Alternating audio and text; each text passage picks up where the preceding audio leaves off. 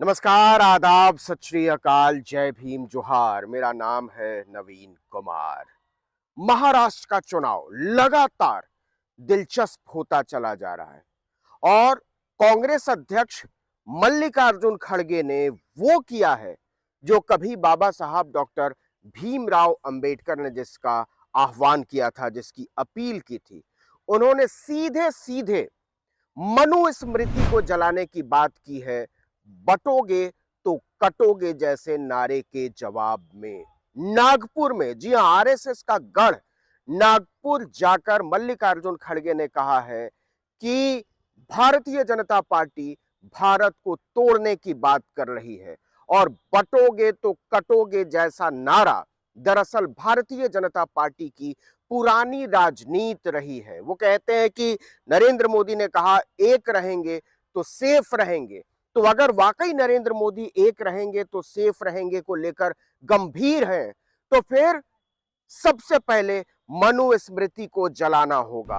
मल्लिकार्जुन खड़गे ने कहा कि मनुस्मृति के आधार पर ही बटोगे तो कटोगे का शासन चलाया जाता रहा है। वर्ण व्यवस्था के नाम पर इस मुल्क में सदियों से लोगों को सताया गया है, मारा गया है, काटा गया है, जलाया गया है। तो बिना मनुस्मृति को जलाए हुए बटोगे तो कटोगे जैसे नारे का मुकाबला नहीं किया जा सकता और असल में बटोगे तो कटोगे जैसा नारा भारतीय जनता पार्टी की अपनी राजनीतिक संस्कृति को दिखाता है। तो जो मल्लिकार्जुन खड़गे ने पूरी पॉलिटिकल लड़ाई को जहां जाकर सेट कर दिया है, उसमें बहुत सारी पार्टियों को दिक्कत होने वाली है, क्योंकि अगर इसका विरोध करेंगे, फंसा दिया है मल्लिकार्जुन खड़गे ने बहुत अच्छे तरीके से कांग्रेस पार्टी को, क्योंकि अगर मनुस्मृति को जलाने का विरोध करेंगे, जैसी की उम्मीद है कि भारतीय जनता पार्टी करेगी ही करेगी, तो ऐसे में माना जाएगा कि ये बाबा साहब डॉक्टर भीमराव की धरती पर बाबा साहब डॉक्टर भीमराव अंबेडकर का विरोध है, क्योंकि बाबा साहब ने खुद मनुस्मृति जलाकर विरोध किया था वर्ण व्यवस्था का। और अगर विरोध नहीं करती है तो फिर वो जातियां नाराज हो सकती हैं जो मानती हैं कि भारतीय जनता पार्टी उनका बचाव करेगी और जिसकी सबसे बड़ी हिमायत आरएसएस करती है। आपको पता होगा कि आरएसएस जो है वो संपूर्ण तरीके से एक ब्राह्मणवादी संगठन है, ब्राह्मणों का, ब्राह्मणों के लिए और ब्राह्मणों का के द्वारा वो काम करने वाला संगठन है। आरएसएस के 100 साल के इतिहास में एक राजेंद्र सिंह उर्फ रज्जू भैया को छोड़कर कोई भी सरसंघ चालक गैर ब्राह्मण नहीं हुआ और ब्राह्मणों में भी केवल चित्पावन ब्राह्मण, कोई दूसरा ब्राह्मण भी उसका सरसंघ चालक चीफ जो है वो नहीं हो सकता है।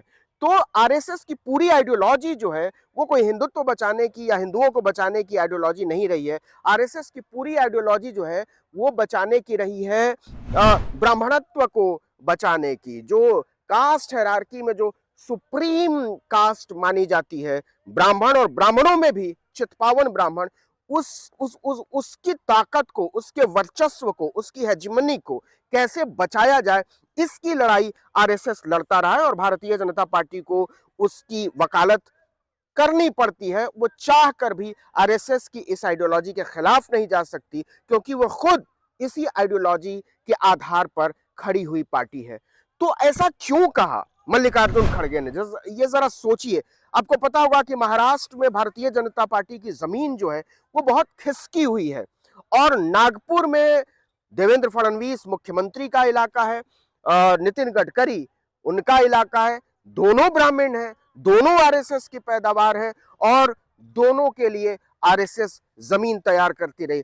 लेकिन इस बार जो है मामला थोड़ा गड़बड़ हुआ है, क्योंकि 2014 का जो चुनाव हुआ था, देवेंद्र फडणवीस का जो वोट जीत का अंतर था वो 64 और 36 के आसपास का था। मतलब 60% से ज्यादा वोट देवेंद्र फडणवीस को मिले थे और बाकी के 40% में बाकी सारी पार्टियां थी, दूसरे नंबर पर कांग्रेस रही थी। लेकिन वो वोट परसेंटेज 2019 के चुनाव में घटा और वो 60% से घटकर जो है, 60% से थोड़ा ज्यादा था, वो घटकर जो है 57% रह गया। अब क्या है कि वंचित बहुजन अघाड़ी ने भी अपना उम्मीदवार जो खड़ा किया है वो ठीक ठाक नुकसान पहुंचाने की कोशिश कर रहे हैं। तो आप देखेंगे कि कुछ समय पहले पूरे नागपुर में पोस्टर लगे हुए थे कि बहुजन योद्धा नितिन गडकरी। अब नितिन गडकरी बहुजन योद्धा कैसे हो सकते हैं, ये अपने आप में एक सवाल है। लेकिन दलित होकर जब मल्लिकार्जुन खड़गे मनुस्मृति को जलाने की बात करते हैं, तो देवेंद्र फडणवीस के लिए और भारतीय जनता पार्टी आरएसएस के लिए हालात बहुत असहज हो जाते हैं। तो कुल मिलाकर जो महाराष्ट्र का जो चुनाव है वो बहुत दिलचस्प हो गया है। वो सीधे सीधे कास्ट बेस्ड पर ले गया है चुनाव। एमवीए जिसको आप महाविकास अघाड़ी कहते हैं और महायुति जिसको बीजेपी अलायंस कहते हैं, या इंडिया और एनडीए आप कह लें, तो ये चुनाव जो है कोई साधारण चुनाव नहीं है। ये बहुत महीन लकीर खींच दी गई है। उस लकीर के एक तरफ जो है कास्ट सुप्रीमेसी वाली पार्टियां हैं और दूसरी तरफ जो है वो वंचित, दलित, बहुजन, पसमानदा, मुसलमान, दूसरे अल्पसंख्यक, उन लोगों को लेकर एक गठजोड़ तैयार करने की कोशिश कर रहा है महाविकास अघाड़ी। तो ये जो कहा कि अगर एक रहेंगे तो सेफ रहेंगे को लेकर वाकई मोदी गंभीर है, तो आइए मनुस्मृति को जलाते हैं। तो क्या भारतीय जनता पार्टी इस चुनौती को स्वीकार करेगी? ये चुनौती दी है कि बिना इसके एक रहेंगे तो सेफ रहेंगे क्या नारा हो ही नहीं सकता। एक हो ही नहीं सकते लोग, और सदियों से नहीं, हजारों साल से एक नहीं है, क्योंकि और उसका आधार ग्रंथ है मनुस्मृति, इसको जलाना पड़ेगा। तो क्या भारतीय जनता पार्टी, आरएसएस या उसके संगी साथी हिम्मत भी कर पाएंगे कि मनुस्मृति जैसे निहायत बंटवारे वाले और बहुत बर्बरता का संदेश देने वाले ग्रंथ को जलाने में अपनी भूमिका निभाएं, या कम से कम उसमें भूमिका ना निभाएं तो कम से कम उसका समर्थन करें, समर्थन भी ना करें तो कम से कम उस पर चुप रहें? क्या ये सब होने वाला है? इसका जवाब हम भी जानते हैं, आप भी जानते हैं। तीसरी महत्वपूर्ण बात जो मल्लिकार्जुन खड़गे ने कही, वो ये कही कि दरअसल एकता की कीमत हमने चुकाई है। सबसे पहले एकता का संदेश देने की वजह से आपके लोगों ने महात्मा गांधी को मारा। ये गांधी स्तूप है, मैं गांधी मंडप में खड़ा हूं। तो आजाद स्वतंत्र भारत के पहले आतंकवादी नाथूराम गोडसे ने पूरी दुनिया में उस समय की सबसे बड़ी राजनीतिक हत्या की। वो थी हमारे प्यारे बापू की हत्या। और भारतीय जनता पार्टी के तमाम नेता यहां तक कि सांसद नाथूराम गोडसे, बापू के हत्यारे नाथूराम गोडसे की पूजा करते हैं, वंदना करते हैं, और नरेंद्र मोदी उनको संसद में भेजते हैं। तो ये अपने आप में बहुत अजीब किस्म का मामला है कि राष्ट्रपिता के हत्यारे की पूजा करने वाली पार्टी जो है वो ऐसे नेताओं को संसद में भेजती है, और उसका कुछ खास विरोध प्रधानमंत्री भी नहीं करते हुए नजर आते हैं। पार्टी तो नहीं ही करती है खुलकर। तो फिर कहा मल्लिकार्जुन खड़गे ने कि पहले कांग्रेस पार्टी ने गांधी का बलिदान स्वीकार किया कि आपने एकता की कीमत हमने चुकाई, उसके बाद उसी एकता की वजह से आपने इंदिरा गांधी को मारा। उसके पहले का जो भाषण था कि मेरे खून का एक एक कतरा इस देश की एकता के काम आएगा, वो बहुत मशहूर भाषण है इंदिरा गांधी का, जो उनकी हत्या से ठीक पहले उन्होंने दिया था। तो उसके बाद उसी एकता की कीमत राजीव गांधी की हत्या से चुकाई है। तो कांग्रेस पार्टी ने बार बार एकता, देश को एक सूत्र में बांधे रहने की कीमत चुकाई है, मल्लिकार्जुन खड़गे ने यह कहा।